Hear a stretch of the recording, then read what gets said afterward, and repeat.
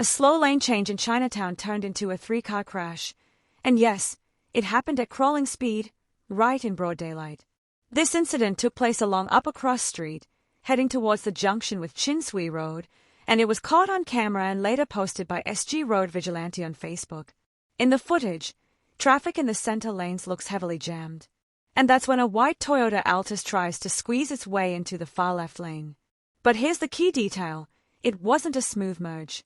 The Toyota makes a sharp turn, trying to force itself into a tiny gap between the curb and a black car in front. Almost like a last-second, I die must go and move.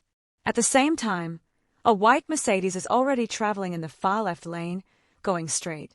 And from what the video shows, neither driver seems to properly slow down. So even though the cars were moving slowly, the impact still happens.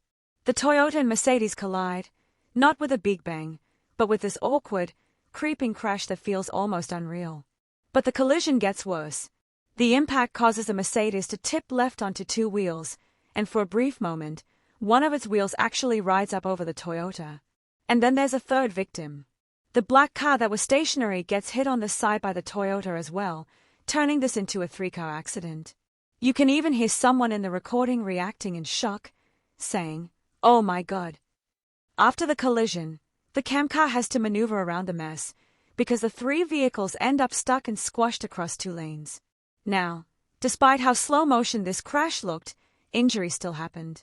The Singapore Civil Defense Force, or SCDF, said they were alerted to the accident at around 9:30 a.m. on Tuesday, the 13th of January. 2 people were assessed for minor injuries, but both declined to be taken to the hospital. Online reaction was fast and brutal. Many netizens blamed the Mercedes driver, saying the driver had plenty of time to brake and avoid the crash. One comment joked that they had 3 working days to step on the brake. Others also felt the Mercedes appeared to speed up instead of slowing down when the Toyota entered the lane. One commenter even mocked the situation by calling it a slowest accident finalist. But not everyone blamed only the Mercedes.